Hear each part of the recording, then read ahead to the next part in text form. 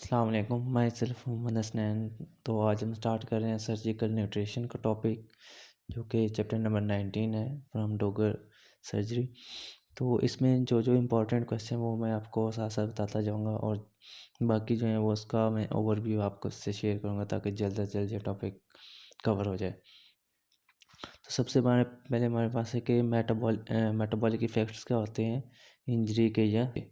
तो आपको पता है कि जब भी स्ट्रेस की कंडीशन होती है तो उसमें हमारे पास एड्रेनालिन, नॉन एड्रेनालिन, कॉर्टिसोल और ग्रोथ हार्मोन, ग्लूकागोन, ये सब रेज हो जाते हैं। तो और जो एनर्जी रिक्वायरमेंट होती है वो 40 किलो कैलोरी पर डे तक बढ़ जाती है, जो कि normal 25 kilo calorie per day होती है। बाकी क्या होता है कि इंसुलिन रेजिस्टेंस आ जाती है, ग्लूकोज इंटॉलरेंस हो जाती है। इसीलिए जो डायबिटिक्स होते हैं मोस्टली उनका जो रिस्क फैक्टर होता है वो स्ट्रेस भी होता है। बाकी क्या होता है कि लिपिड्स की ऑक्सीडेशन हो जाती है और मसल वेस्टिंग होना स्टार्ट हो जाती है कैटाबॉलिज्म की वजह से, और हाइपोएल्बुमिनीमिया कैपिलरी परमेबिलिटी के इंक्रीज होने की वजह से होते हैं। ये जस्ट इन्फॉर्मेशन थी। आगे हमारे पास है कि न्यूट्रिशनल सपोर्ट की एम्स क्या होते हैं, कि हमने क्या क्या चीज़ें हमें चाहिए होती है अगर न्यूट्रिशन सपोर्ट हमने किसी पेशेंट को प्रोवाइड करनी है। तो इसकी दो हैं। एक तो हमने क्या करना है कि पेशेंट को आइडेंटिफाई करना है जिसको न्यूट्रिशन सपोर्ट चाहिए होती है। दूसरा हमने क्या करना है कि हमने ये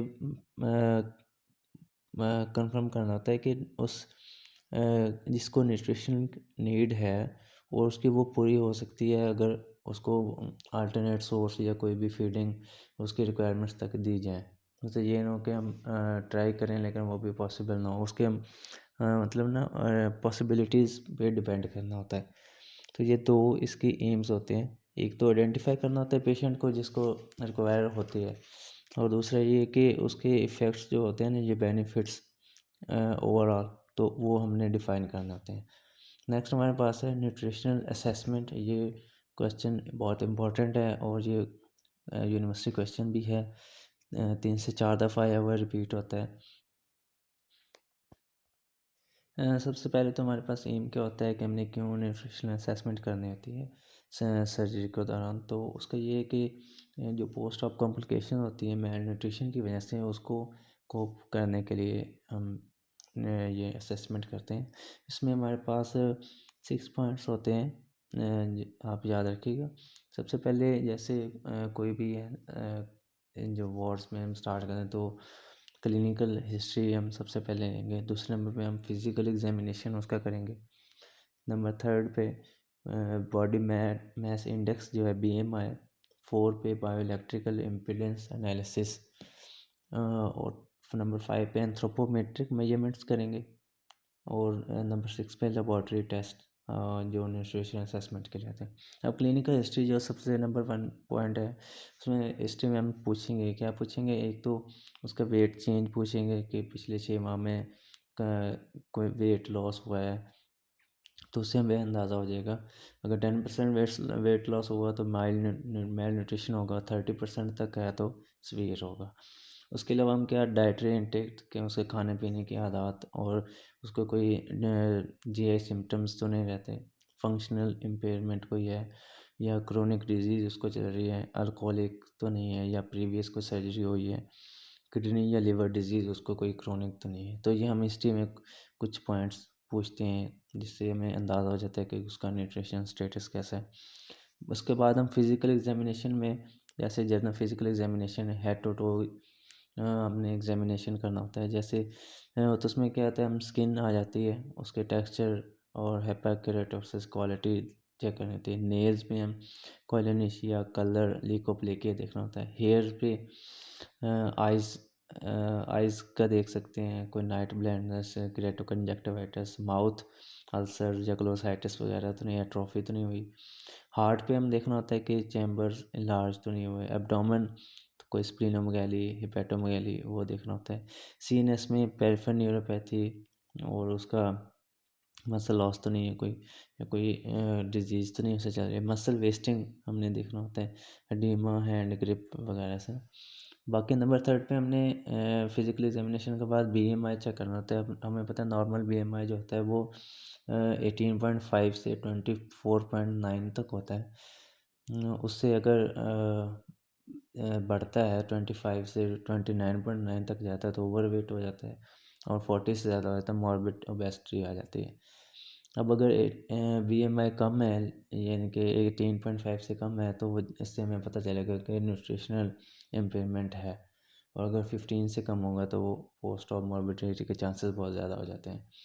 नंबर 4 पे हमने कहा था कि बायोइलेक्ट्रिकल इम्पीडेंस एनालिसिस। ये है कि इंट्रा और एक्स्ट्रा सेलुलर जो फ्लूइड वॉल्यूम है उसको असेस करने का, लेकिन ये है कि ये मोस्टली यूज़ नहीं करते। क्योंकि आई थिंक ये इन्वेसिव प्रोसीजर है। बाकी नंबर 5 पे एंथ्रोपोमेट्रिक असेसमेंट है, जैसे हम पीरियड्स में भी करते हैं एंथ्रोपोमेट्री। तो उसमें क्या करते हैं, ट्राइसेप स्किन फोल्ड थिकनेस हम चेक करते हैं, जो कि मेल में 12.5 मिली नॉर्मल होता है, फीमेल में 16.5 मिलीमीटर जो है वो नॉर्मल होता है। उसके बाद हम मिड आर्म सर्कमफ्रेंस देख लेते हैं, जो मेल्स में ज़्यादा होता है 29.3 सेंटीमीटर, और फीमेल में 28.5 होता है। बस वैल्यू याद रखने की ज़रूरत नहीं, बस आप एक आइडिया रख लें कि क्या क्या चीज़ें। ट्राइसेप स्किन फोल्ड थिकनेस हमने चेक की, और मिड आर्म सर्कमफ्रेंस चेक की है। आगे नंबर 6 पे हमारे पास है लैब्स टेस्ट, जो हम करते हैं न्यूट्रिशनल असेसमेंट। ये अलग से भी क्वेश्चन है कि हम लैब्स में क्या क्या चीज़ें चेक करेंगे अगर एक और मतलब सर्जरी होनी है एक पेशेंट की। तो सबसे पहले तो हमने जैसे बेसलाइन्स हैं, ब्लड एनालिसिस हम करवा लेते हैं। उसके बाद सीरम एल्बुमिन का लेवल चेक करते हैं, वो 30 से अगर कम है ग्राम पर लीटर से, तो फिर वो मसले वाली बात होती है। अगर प्री एल्बुमिन सीरम में देखते हैं, और ट्रांसफेरन का लेवल देखते हैं सीरम में, और सीरम रेटिनोल बाइंडिंग प्रोटीन जो विटामिन ए को असेसमेंट के लिए होते हैं, लिम्फोसाइट काउंट देखते हैं। तो ये हम लैब्स में देखते हैं। तो ये हमारे पास न्यूट्रिशन असेसमेंट हमारे पास हो जाती है। इसके 6 पॉइंट आप याद रखिएगा। नेक्स्ट हमारे पास है कैलकुलेशन ऑफ न्यूट्रिशन रिक्वायरमेंट, कि हमने न्यूट्रिशन रिक्वायरमेंट किसी पेशेंट के उसकी चेक कैसे या कैलकुलेट कैसे करनी। तो ऐसा ये डायरेक्ट क्वेश्चन नहीं आता, क्योंकि बाकी ये कि इसके कुछ वैल्यूज़ पूछ लेते हैं कि कितनी नॉर्मल चाहिए होती हैं पेशेंट के लिए। तो सबसे पहले जो टोटल एनर्जी रिक्वायरमेंट होती है, वो जो बेसल एनर्जी एक्सपेंडिचर से निकालते हैं हम, वो 25 से 30 किलो कैलोरी पर केजी रूल ऑफ थंब के तहत। ये वैल्यू याद रखिएगा, 25 से 30 किलो कैलोरी पर केजी। ये नॉर्मल जो एनर्जी रिक्वायरमेंट होती है एक अडल्ट पर्सन की ना। बाकी अगर वाटर जो इलेक्ट्रोलाइट्स हैं, वो हमने फ्लूइड्स के चैप्टर में भी हमने कर लिया था कि वाटर जो है वो 35 से 40 ml पर केजी पर 24 आवर्स देना होता है, और इसी तरह सोडियम आलमोस्ट 2 मिलीमोल देना था, और जो पोटाशियम है वो 1 मिलीमोल पर केजी पर 24 आवर। तो वो तो उधर भी हो जाएगा, लेकिन इधर ऐसा लिखा नहीं हुआ, लेकिन मैंने वैसे बता दिया आपको। प्रोटीन जो है वो रिक्वायरमेंट्स होती है जो नॉर्मल पर्सन की, वो 0.8 से 1 ग्राम प्रोटीन पर केजी पर डे ये रिक्वायर होती है। लेकिन ये कि सर्जरी में कुछ लोगों को फिर उसकी ज़्यादा रिक्वायरमेंट होती है, वो 2 ग्राम पर केजी पर डे तक चली जाती है। बाकी जो लिपिड्स हैं, वो जो डेली रिक्वायरमेंट का आता है वो 25 से 40% होता है कैलोरी के हिसाब से। और जो कार्बोहाइड्रेट्स हैं, कार्ब्स होते हैं, वो मिनिमम जो है 150 ग्राम ग्लूकोज पर डे वो नेसेसरी होती है, या इसको 2 ग्राम पर केजी पर डे इस हिसाब से भी याद रखा जा सकता है। और फैट्स जो हैं वो 100 से 200 ग्राम पर वीक इसकी रिक्वायरमेंट, क्योंकि ये क्वेश्चन आया हुआ था इसलिए मैंने लिपिड्स की सच नहीं लिखी हुई, ये परसेंटेज ही तो लिखी हुई कि 25 से 40% टोटल रिक्वायरमेंट्स का चाहिए होता है, लेकिन मैंने आपको उसकी वैल्यू बता दी 100 से 200 ग्राम पर वीक आप लिख सकते हैं इसके। ये फैट्स की हो जाते हैं। बाकी वही साथ में वाइटामिन और मिनरल चाहिए होते हैं। तो आप ये याद रखिएगा, MCQ आ सकता है कि विटामिन A, C और जो जिंक है ना, ये पुअर वुंड हीलिंग कॉज करते हैं। Vitamin A, C and zinc, ये तीनों लाजमी याद रखिएगा। तो ये हमने सप्लीमेंट्स भी देने होते हैं विटामिन और मिनरल्स के। अब नेक्स्ट हमने न्यूट्रिशन सपोर्ट देनी है, तो हम कैसे प्रोवाइड कर सकते हैं। दो तरह से होते हैं, एक तो एंटरल फीडिंग यानी कि जिसमें हम जीआईटी इन्वॉल्व करते हैं, दूसरा एक पावर एंटरल जिसमें हम आईवी लाइन के थ्रू जो है ना डायरेक्ट सर्कुलेशन में हम वो इंजेक्ट करते हैं जो भी न्यूट्रिशनल सब्सटेंस होता है। तो ये दो तरह से होते हैं। अब हम बेहतर होता है कि स्टार्ट जो है वो एंटरल न्यूट्रिशन से करें, वो प्रेफर्ड होता है पावर एंटर के कॉम्प्लिकेशंस के हिसाब से। और वैसे भी अब एंटर न्यूट्रिशन क्या होती है कि वो method of feeding that uses the gastrointestinal tract to deliver part और all of person caloric requirement. और पावर एंटर का होता है, parenteral nutrition refers to delivery of calories and nutrients into vein, के वेन में direct deliver अगर करें ना। अब जो क्वेश्चन है वो एंट्रल फीडिंग से भी बहुत दफ़ा आता है और दूसरा पावर एंट्रल न्यूट्रिशन से भी बहुत दफ़ा आता है। और तीसरा जो क्वेश्चन था वो हमने पहले कर लिया, जो ऑलमोस्ट रिपीट होता है कि जो न्यूट्रिशन असेसमेंट है। तो हम एंट्रल फीडिंग करते हैं, इसकी जो क्वेश्चन है वो कि इंडिकेशंस और कंट्रा इंडिकेशन और रूट्स ऑफ एडमिनिस्ट्रेशन। अब सबसे पहले एंट्रल न्यूट्रिशन के जो रूट्स हैं ये हम देख लेते हैं। ये चार तरह से दे सकते हैं। एक तो हम ओरल या सिप फीडिंग दे सकते हैं। दूसरा हम एनजी ट्यूब से दे सकते हैं, नेज़ोगैस्ट्रिक ट्यूब से। तीसरा जो है वो ट्यूब गैस्ट्रोस्टमी, हम ट्यूब जो डायरेक्ट स्टमक में डाल देते हैं। और ट्यूब एंट्रोस्टमी जो स्मॉल इंटेस्टाइन तक अगर चली जाए ना। तो ये मतलब डिफरेंट मेथड्स हैं, रूट्स ऑफ एडमिनिस्ट्रेशन फॉर पार जो है ना एंट्रल फीडिंग। तो ये क्वेश्चन है वो ये चार याद रखिएगा। अब देखते हैं कि हम इंडिकेशन इसकी क्या है। आसानी से याद रखा जाए कि एक तो जिसमें वो खाने में उसको मसला हो रहा है, तो मोस्टली बाकी उसका इंटैक्ट है, उसको मतलब जीआई प्रॉब्लम नहीं होनी चाहिए ऐसी। और लेकिन उसको जो है ना फीडिंग में मसला हो, तो क्या क्या हो सकता है कि एक इनएडिक्वेट ओरल इंटेक किसी का कम है। और दूसरा ये कि डिस्फेजिया फॉर सॉलिड्स, वो खा नहीं सकता सॉलिड्स। ये क्वेश्चन भी आया हुआ है कि एक बताया कि डिस्फेजिया फॉर सॉलिड्स है या कार्सिनोमा फेसोफेगस है, तो उसको क्या कौन सा रूट यूज़ होगा, तो एंट्रल फीडिंग है। अब डिस्फेजिया हो गया, अनकॉन्शियसनेस, वो खा ही नहीं सकता, वैसे भी होश पड़ा है। या डिबिलिटी एंड एनोरेक्सिया पोस्ट ऑपरेटिव, को उसको दिल ही नहीं कर रहा खाने का, तो इसलिए हम उसको फीड तो कराना है ना, तो इसलिए हम एंट्रल फीडिंग में जाते हैं। बाकी ये कि एक और इंडिकेशन क्या होती है कि इंटेरोकुटेनियस फिस्टुला, जो गट का स्किन से बना होता है, इंटेरोकुटेनियस फिस्टुला। लेकिन ये डिस्टल होगा और लो आउटपुट, मतलब इससे जो जो है ना कंटेंट निकलता है वो 200 ml से कम होगा, तो तब हम ये इसकी इंडिकेशन है। और आखिरी इसके क्या है, enhancing adaptation after massive interact में, कि हमने अडेप्ट करना है कि ताकि जीआई जो है वो जो इंटरेक्टमी है उसके बाद उसको मतलब मोबिलिटी मोबाइल रहे। तो ये इसके इंडिकेशंस हैं। बाकी इसके काउंटर इंडिकेशंस का भी सवाल हुआ है, वो क्या है कि जिसमें कोई प्रॉब्लम होगा अगर जीआई में, स्मॉल बाउल ऑब्स्ट्रक्शन है जब आप आगे जा ही नहीं सकते, फिर हमने इससे नहीं देना। पैरालिटिक आइलियस है, उसमें भी नहीं दे सकते। सीवियर डायरिया है जिसमें अब्जॉर्प्शन होगी ही नहीं या बहुत लिमिटेड होगी। और proximal high output small intestinal fistula है, ये रिलेटिव कॉन्ट्रैक्ट इंडिकेशन है। हालांकि डिस्टल होता तो वो उसका इंडिकेशन था, लेकिन प्रॉक्सिमल और हाई आउटपुट आया तो ये इसकी कॉन्ट्रैक्ट इंडिकेशन। और सीवियर पैंक्रेटाइटिस जिसमें हमारे पास जो है ना वो अब्जॉर्प्शन में मसला आएगा, तो ये इसकी कॉन्ट्रैक्ट इंडिकेशंस हैं। बाकी अब जो हम ओरल सप्लीमेंट्स देते हैं जैसे सिप फीडिंग है, तो वो जो ऑलमोस्ट 200 किलो कैलोरी प्रोवाइड करती है और 2 ग्राम नाइट्रोजन हर 200 ml फीड में। फॉर एग्जांपल कि अगर 200 ml फीड ही दे रहे हैं आप जो ओरल सप्लीमेंट्स में, तो उसमें 2 ग्राम नाइट्रोजन होगी और 200 किलो कैलोरी वो एनर्जी देगी। बाकी जो नेज़ोगैस्ट्रिक या एनजी ट्यूब है या नेज़ोजेजुनल फीडिंग है, वो भी ऐसे ही है।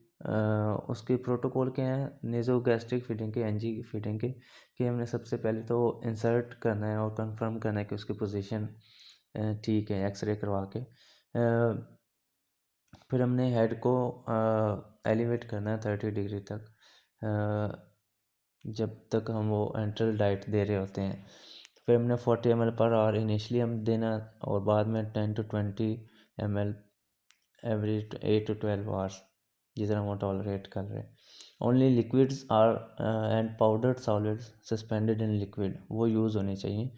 और हमने ट्यूब को बार बार वॉश करना है हर 4 घंटे बाद स्टेराइल वाटर से। अगर पेशेंट को एब्डोमिनल डिस्टेंशन हो गई है तो फिर हमने एस्पायरेट कर देना है फीडिंग को। और एंड पे क्या करना है, इनटेक और आउटपुट जो है वो भी वाइटल्स जो हैं वो हमने देखते रहना साथ साथ। और मोस्टली जो एनजी फीडिंग है वो हम अगर 6 वीक्स से कम के लिए हमने देनी है तो हम एनजी फीडिंग पे जाते हैं। और अगर 4 से या 6 हफ्तों से ज़्यादा करना है तो हम उसके लिए फिर ट्यूब गैस्ट्रोस्टमी या एंट्रोस्टमी करते हैं।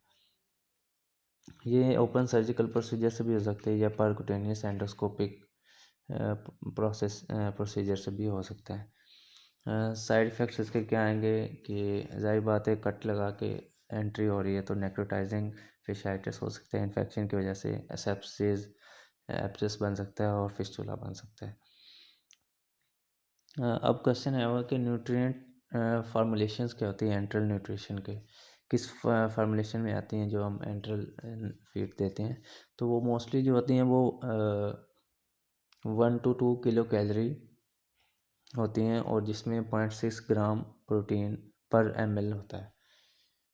मतलब हर ml में एक से 2 किलो कैलोरी एनर्जी उसमें होगी और दूसरा 0.6 ग्राम प्रोटीन होगी। ये आप याद रखिएगा।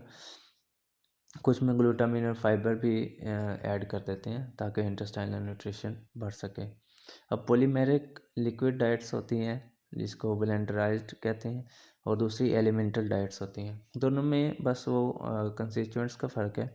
जो पॉलीमेरिक लिक्विड डाइट्स हैं वो शॉर्ट पेप्टाइड्स होते हैं, मीडियम चेन ट्राइग्लिसराइड्स और पॉलीसेकेराइड्स होते हैं, वाइटामिन्स और ट्रेस एलिमेंट्स भी। और इसको क्या होता है कि डाइजेशन रिक्वायर होती है यूटिलाइजेशन के लिए। जबकि एलिमेंटल डाइट्स जैसे समझे कि जैसे एलिमेंट फॉर्म में है तो इन प्री जो न्यूट्रिशन है वो pre digested and readily absorb form में दी जाती है। और इसमें फ्री अमाइनो एसिड होते हैं, सिंपल शुगर्स होती हैं। हालांकि ऊपर जो हमने कहा था वो कॉम्प्लेक्स शुगर पॉलीसेकेराइड्स बताए थे और अमाइनो एसिड नहीं थे बल्कि पेप्टाइड्स थे। तो एलिमेंटल डाइट्स क्या होते हैं, ये एक्सपेंसिव हैं और अनपैलेटेबल हो सकती हैं। इसकी वजह से डायरिया भी हो सकता है। बाकी जो है कि क्वेश्चन है कि एंट्रल फीडिंग के एडवांटेजेस और उसकी कॉम्प्लिकेशंस क्या हैं, ये भी क्वेश्चन आता है। तो एडवांटेजेस का क्या है कि इससे म्यूकोजल एट्रोफी नहीं होती क्योंकि वर्किंग में रहती है यूज़ एंड मिस यूज़ की वजह से ना, तो एट्रोफी नहीं होती म्यूकोजल। दूसरा ये कि गट एसोसिएटेड जो इम्यूनोलॉजिकल शील्ड है वो प्रोवाइड करती है और ये चीपर होती है टोटल पेरेंटल न्यूट्रिशन से और कम कॉम्प्लिकेशन होती हैं। और उसके इसके लिए क्या होता है कि आईवी एक्सेस के लिए हमें ज़रूरत नहीं होती। मतलब उससे टीपीएन टोटल पेरेंटल न्यूट्रिशन की निस्बत आसानी से दी जा सकती है। तो ये इसके एडवांटेजेस हैं। अब इसकी कॉम्प्लिकेशन जो हैं उसको हम डिवाइड करते हैं। जो क्वेश्चन भी आया हुआ मार्क कर लीजिएगा कि एक तो हमने जैसे एनजी फीडिंग से याद रखिएगा कि हमने फीडिंग ट्यूब से रिलेटेड जो कॉम्प्लिकेशन हो सकती हैं। दूसरा ये कि फीडिंग रेजिमेंट मतलब जो हमने न्यूट्रिएंट्स दिए हैं उसके उसमें कम ज़्यादा कुछ हो गया तो उसकी वजह से क्या हो सकती हैं। बाकी जो है 2-3 पॉइंट्स लिख लीजिए। एक तो जीआई ट्रैक्ट से और इन्फेक्शंस भी हो सकते हैं। तो फीडिंग ट्यूब में क्या हो सकता है, एक तो मेल पोजीशन, उसकी पोजीशन ही गलत हो गई है, ब्रेक हो गई है, लीकेज हो गया है या डिसलॉज हो गई है, एस्पायरेशन हो गई है उसकी वजह से, या स्किन म्यूकोसा की डैमेज हो गया है, परफोरेशन हो गई इंटेस्टाइन के, पेरिटोनाइटिस हो गया है, एब्सेस बन सकती है, फिस्टुला बन सकता है, इंटेस्टाइनल ऑब्स्ट्रक्शन हो सकती है और ट्यूब ब्लॉक भी हो सकती है। तो ये ट्यूब से रिलेटेड है। बाकी फीडिंग से क्या कौन कौन से कॉम्प्लिकेशन आ सकती हैं कि फीड इंटॉलरेंस, डायरिया हो सकता है, हाइपरग्लाइसीमिया हो सकता है, एंटेरिक इन्फेक्शन हो सकता है, क्योंकि ट्यूब फॉरेन बॉडी के तौर पे एक्ट करती है, और इलेक्ट्रोलाइट डिसऑर्डर्स हो सकते हैं, ड्रग इंट्रैक्शन और विटामिन मिनरल की डेफिशिएंसी। ये मतलब सिंपल से हैं, आप याद रख सकते हैं आसानी से। बाकी जो पॉइंट्स हैं वो जीआई ट्रैक्ट से क्या हो सकता है, वो उसकी परफोरेशन, उसमें इन्फेक्शन के चांसेस हैं, और बाकी डैमेज हो सकता है वहाँ पे ना। इन्फेक्शंस कौन कौन से हो सकते हैं जो भी इससे रिलेटेड होते हैं, मतलब हॉस्पिटल एक्वायर्ड और ट्यूब से रिलेटेड मोस्टली जो होते हैं ना, वो भी कॉज कर सकते हैं। तो ये कॉम्प्लिकेशन है एंट्रल फिटिंग के। नेक्स्ट हमारे पास है पारेंटल न्यूट्रिशन, TPN भी कहते हैं, टोटल पारेंटल न्यूट्रिशन। इसको डिफाइन कैसे करते हैं कि provision of all nutritional requirements without the use of gastrointestinal track, जिसमें हम GIT ट्रैक को बिल्कुल भी इन्वॉल्व नहीं करते, लेकिन हम न्यूट्रिशन रिक्वायरमेंट्स पूरी कर रहे हैं, तो उसको कहते हैं टोटल पारेंटल न्यूट्रिशन या TPN। इसमें क्या होता है, अगर इंटेस्टिनल फेलियर है तो उसकी वजह से हम देते हैं। अब इसके इंडिकेशंस क्या हैं, फिस्को से याद रखिएगा, FISCO, फिस्को। एफ से अगर गट में फिस्टुला बना हुआ है, हाई आउटपुट फिस्टुला है।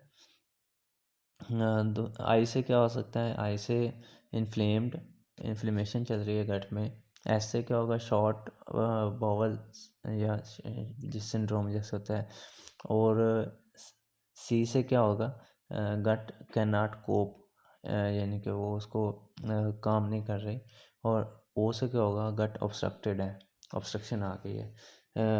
फिस्को इंडिकेशंस है, एफ से फिस्टुलेटेड है, आई से इन्फ्लेम्ड है, एस से क्या है कि शॉर्ट है गट जो है, और सी से कैन नॉट कोप, और ओ से ऑब्स्ट्रक्टेड है। मतलब कोई भी प्रॉब्लम अगर आ गई है GI ट्रैक में जिसकी वजह से जो एंट्रल न्यूट्रिशन पॉसिबल नहीं है, तो हम TPN में शिफ्ट होते हैं। काउंटर इंडिकेशंस इसकी क्या हैं, अच्छा जो इंडिकेशंस है ना, तो उसमें एक बताया हुआ था कि हाई आउटपुट इंटेरोकुटेनियस फिस्टुला है, तो उसके लिए हम कौन सी जो मेथड है न्यूट्रिशन का वो अप्लाई करेंगे, तो उसके लिए हम TPN न्यूट्रिशन पे जाएंगे।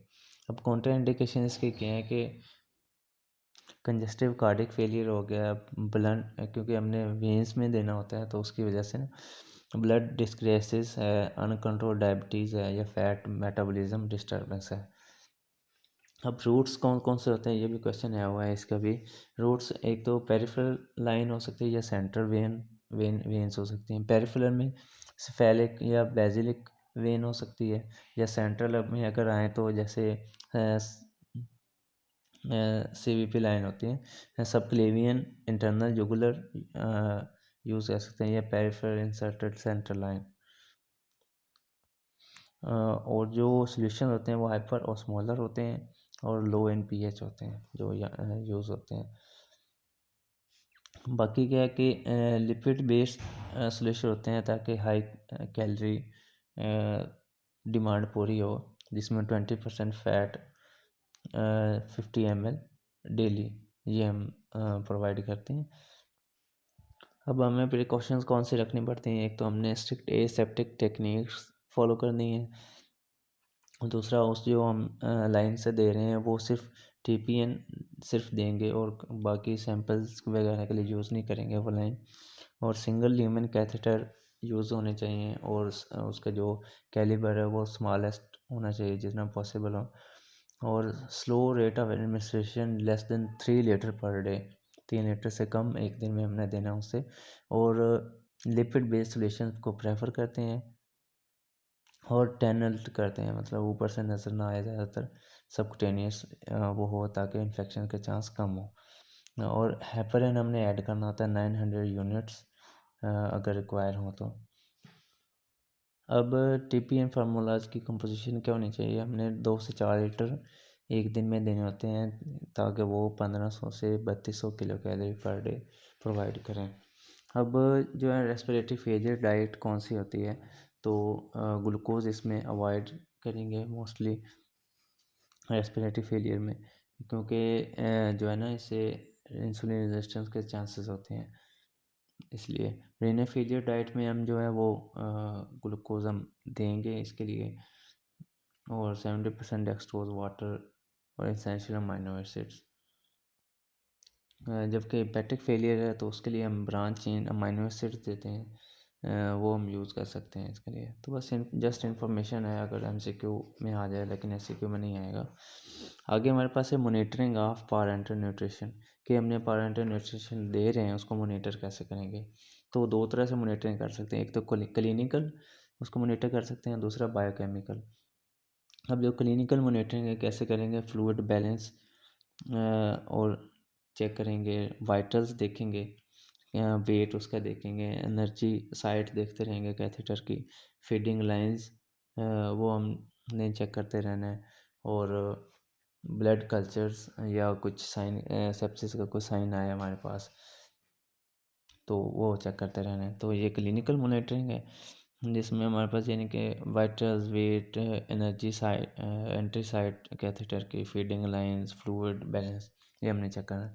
बायोकेमिकल मॉनिटरिंग में क्या होगा, जिसमें हम मोस्टली जो है वो इलेक्ट्रोलाइट्स और बाकी चीज़ें चेक करते हैं। अब ये डेली हो सकती हैं, ये अलग से भी क्वेश्चन आया हुआ है कि बायोकेमिकल मॉनिटरिंग कह सकते हैं, ये डेली करनी होती है, वीकली और मंथली करनी होती है। डेली जो हमारे पास मोस्टली इलेक्ट्रोलाइट्स यूज़ होती हैं, सोडियम, पोटाशियम, यूरिया क्रेटिनिन और ग्लूकोज, तो ये 5 हैं जो डेली हमने चेक करने होते हैं। बाकी वीकली जो हमने करने होते हैं वो इससे कम इम्पोर्टेंस वाले जो होते हैं वो ब्लड काउंट करवा लें, एल करवा लें, कैल्शियम, मैग्नीशियम, फॉस्फेट।